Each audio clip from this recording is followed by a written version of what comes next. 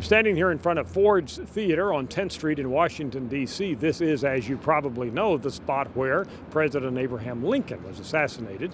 Now, the assassin John Wilkes Booth escaped, was pursued into Virginia, and was ultimately killed. But 4 co-conspirators in that plot were captured, convicted, and were given the death penalty and were hung here in Washington, D.C. And of course, that was back in 1865.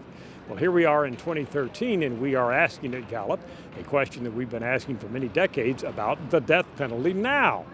And we have 60% of Americans, 6 out of 10 Americans, who at this very moment in time say yes, they support the death penalty in cases of murder. Now, that 60% may seem high from some perspectives, but actually it's down. In fact, it's the lowest percent supporting the death penalty we have measured in 40 years.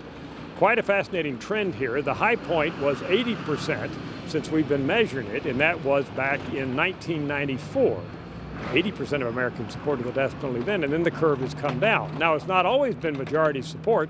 There was a point back in the 1960s when disapproval of the death penalty was actually slightly higher than approval. And that was a point where there was a lot of contention and lawsuits about the death penalty in this country. Executions were stopped for a while thereafter, and then they picked up again. So that represents the low point. The 90s represent the high point. And now it looks like, if you look at the curve, that support for the death penalty is coming back down again. But again, it is still in the majority range at 60%. I'm in Washington, so I should mention politics. There's some political differentiations here in support for the death penalty. Look at the numbers there. A significant percent, over 8 out of 10 Republicans support the death penalty.